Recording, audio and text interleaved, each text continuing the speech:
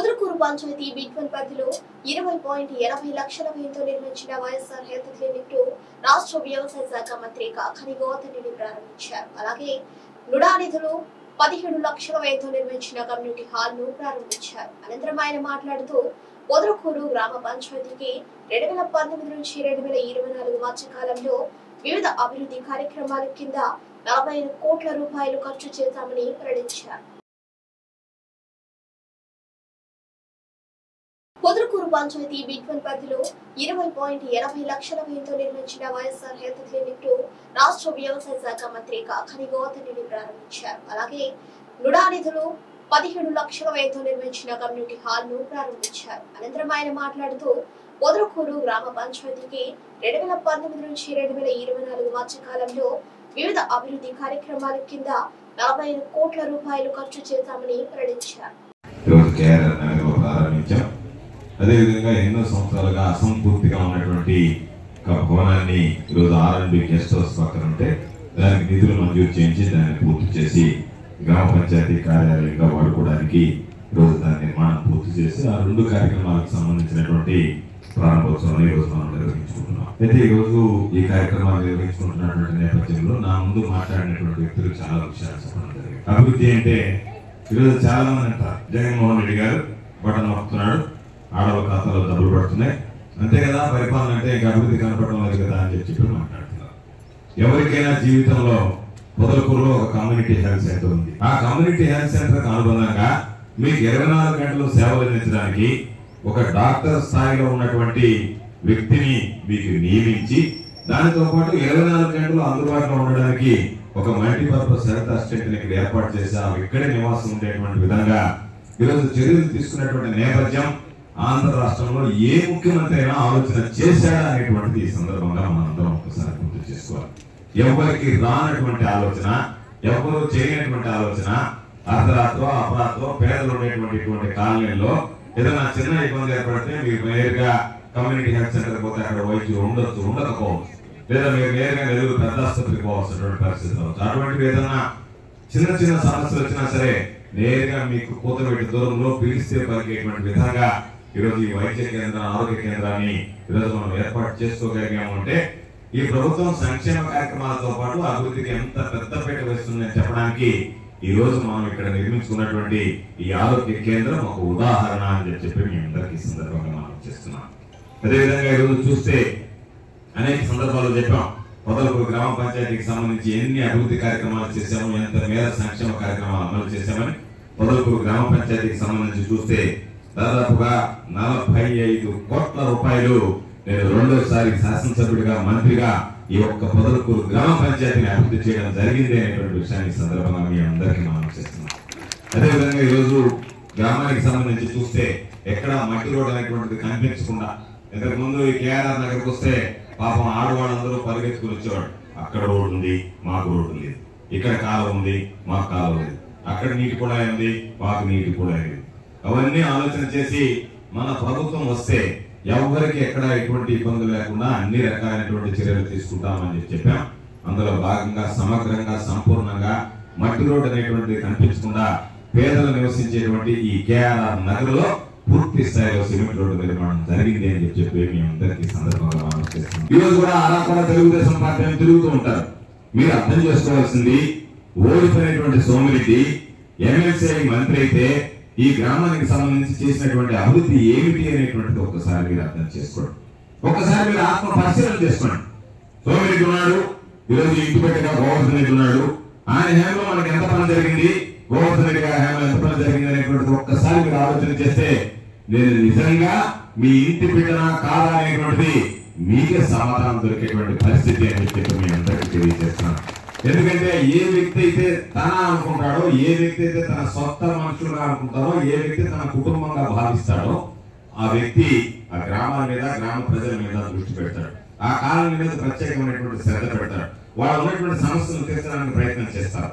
ఓట్లు వేసుకుని వెళ్ళిపోయినటువంటి వాళ్ళు 5 సంవత్సరాల తర్వాత మరలా తిరిగి ఏదో ఒక మాయమాటలు చెప్పి మీ దగ్గర ఓట్లు వేయించుకునేటువంటి ప్రయత్నం చేస్తారు తప్ప మీ అభివృద్ధి గురించి కానీ, మీ సంక్షేమాన్ని గురించి కానీ ఏ రోజు కూడా పట్టించుకునేటువంటి పరిస్థితి ఉండదు.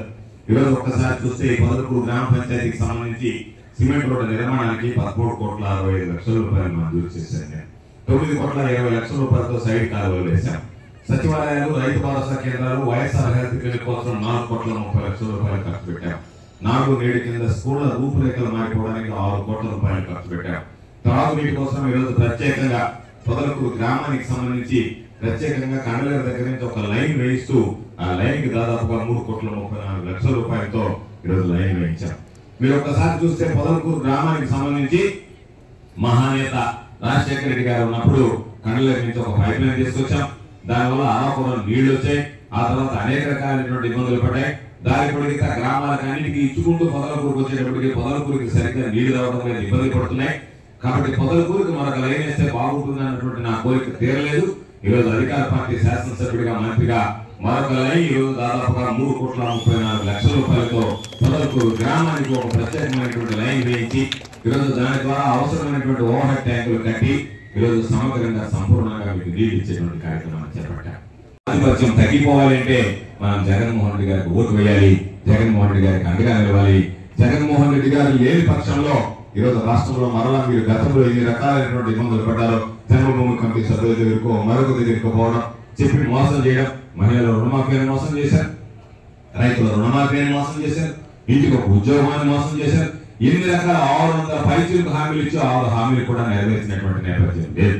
ఈరోజు అనేక రకాలైనటువంటి అమ్మఒడి, నేతన నేస్తాం, ఈబీసీ నేస్తాం, వైఎస్ఆర్ చేయుత, వైఎస్ఆర్ చేదుడు, జగనన్న చేదుడు, జగనన్న తోడు, రజకులు నాయకరామ డైవర్లకు 10,000 రూపాయలు, వాహన మిత్రులకు 10,000 రూపాయలు.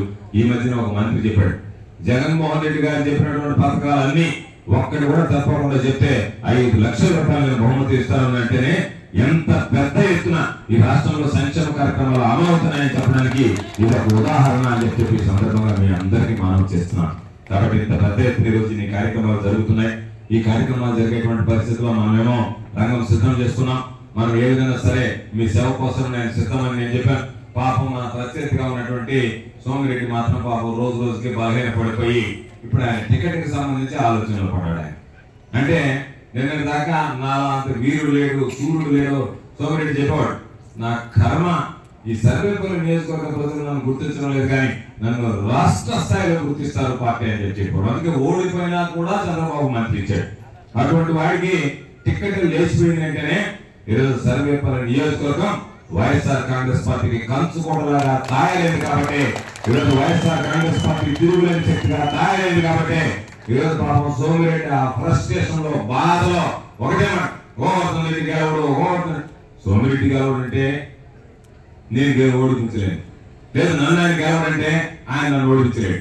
నేను గెలవాలన్నా, సోమిరెడ్డి గెలవాలన్నా మాకు అండగా ఉండేటువంటి ప్రజలు మీరు ఆశీస్సులు అందిస్తే ఎవరైనా సరే గెలుస్తాం కదా. మా అంతటా అనుకున్న దానికి ఇదేం కుస్తీ పోటీలు కాదు కదా.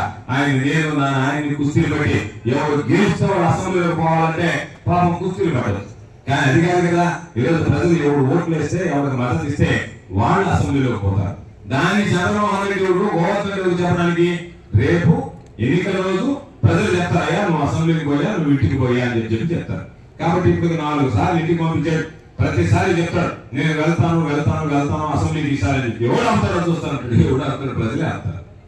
అసెంబ్లీలో పోవడానికి ఎవడు ఆపుతారంటే ఎవడు ఆపడు. ప్రజలు ఓటేస్తే నువ్వు అసెంబ్లీలో వెళ్తావు, ప్రజలు ఓటేకపోతే బయట ఉంటావు. కాబట్టి ఈసారి నేను ఆగను అంటే నువ్వు ఆకుపోయిన లోపల పోవడానికి ఎవరు పోతారు, అక్కడ ఉండేటువంటి మార్షల్స్ మేడపట్టి బయటకు నెడతారు, పోవా నీకేం సంబంధం లేదా అని చెప్పి. కాబట్టి ఏదైనా ప్రజలతో ముడిపడి ఉండేది, ప్రజాస్వామ్యంగా ప్రజలు ఎన్నుకునేటువంటి దాన్ని నేను గెలుస్తానా నువ్వు గెలుస్తానా అనేటువంటిది కాదు. ఈరోజు అనేక రకాలైనటువంటి సర్వేలు ఉన్నాయి. సర్వేపల్లి నియోజకవర్గంలో నేను ఎక్కువగా చెప్పడం లేదు.